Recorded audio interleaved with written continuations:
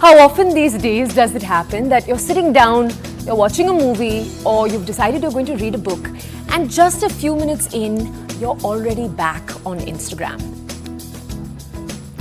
Or while watching TV, even watching us right now, how many times does your brain sort of divert towards the tasks you have to complete, the messages you have to answer, the notifications that you have to see, and you're back at scrolling? Well, experts have for a few years now been warning of our declining attention spans. One study found that in 2004, the average attention or to the screen was about 2.5 minutes.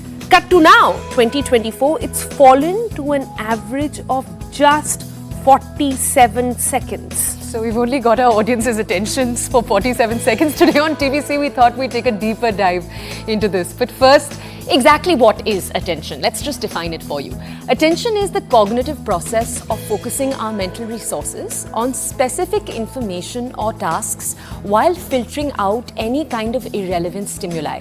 Attention is essential for various cognitive functions like perception, so as we said, when we're watching a video, or when we're trying to understand a story, or when we're learning something and keeping it into our memory. Attention is essential for all of it.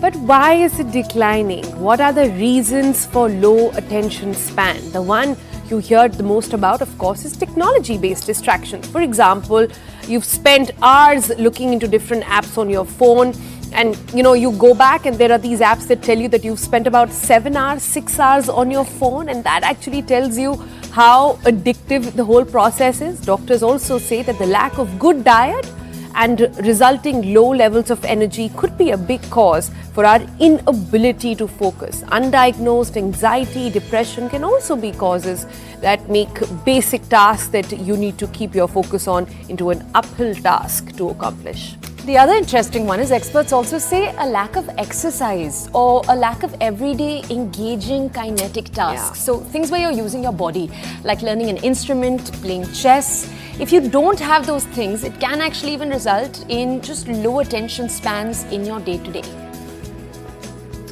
So those are some of the causes over there. But how do we know when it's so serious that a doctor should be asked about it? In today's overstimulated era, what even is normal attention span? What are the most effective ways to tackle attention issues? To tell us all about that, we've got an expert. We've got Dr. Amit Sen joining us on the program.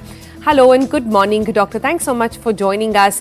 When it comes to attention span, the one thing that you really want everybody's attention to sort of go towards is that even children today have little focus left. So how does the brain really work? How do children learn to pay attention?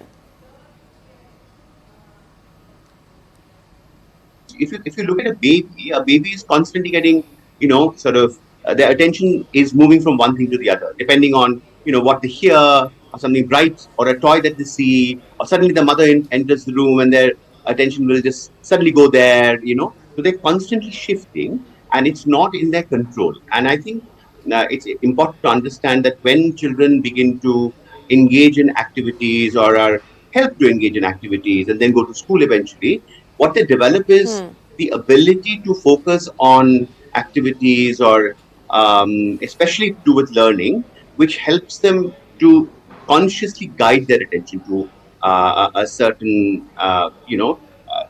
with a certain sensory modality, right? So it could be with their eyes, with their, hearing, smell, taste, or touch even. And the ability to actually stay with that task over a period of time, engage with an activity is what we would call focus or attention, right? So, doctor, how do you spot the difference between a normal lack of attention, if there is anything like that, and ADD, ADHD, these things that can be diagnosed? So, see, ADD, ADHD are similar terms.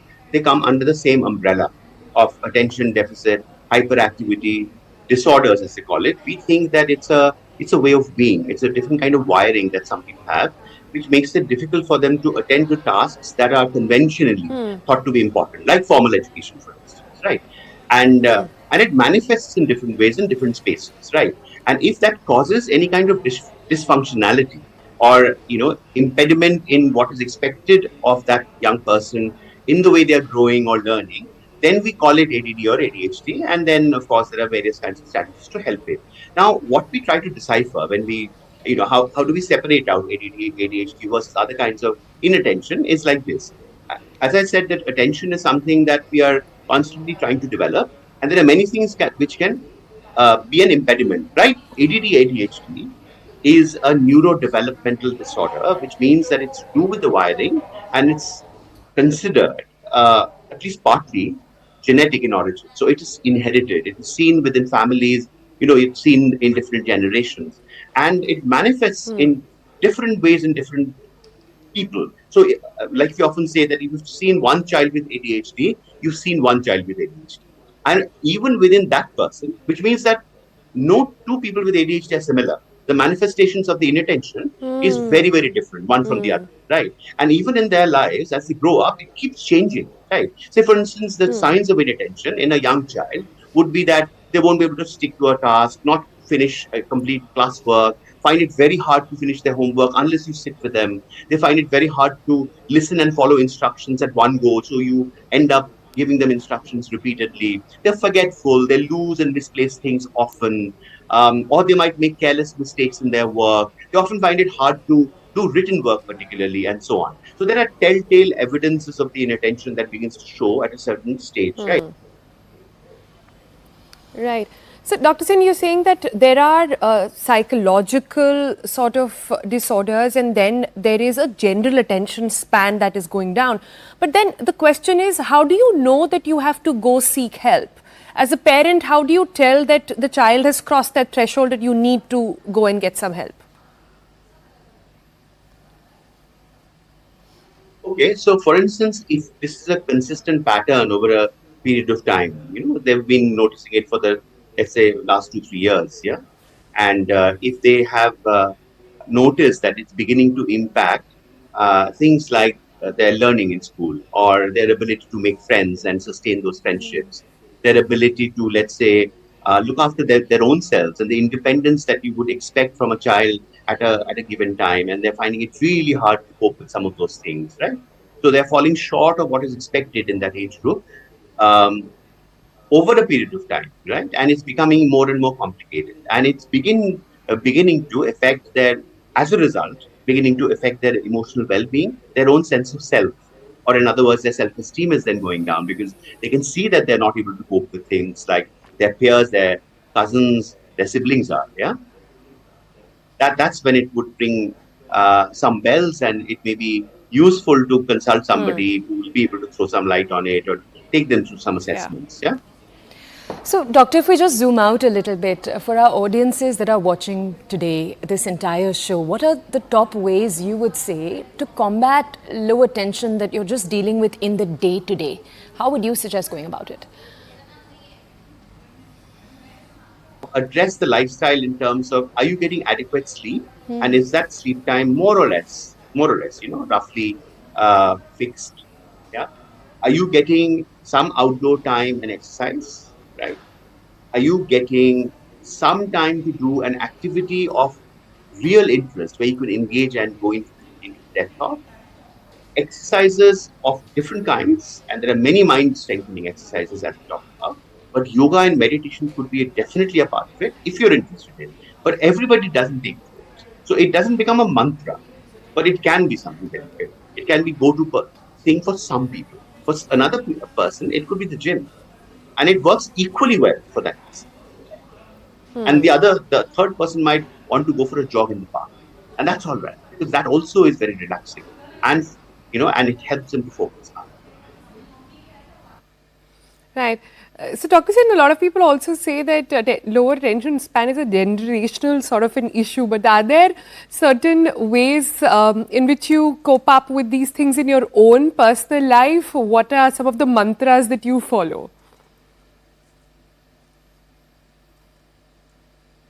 I do meditate, and I meditate at different times. So even when I'm working, let's say, and I'm seeing a client or I'm actually doing therapy, in that very moment, I might suddenly start breathing and become more aware of my own thoughts. And I believe that at that moment, my connect and my intentionality in that moment becomes stronger. I'm, clearly making more conscious, purposeful decisions at that moment, right? So meditation is something that I practice.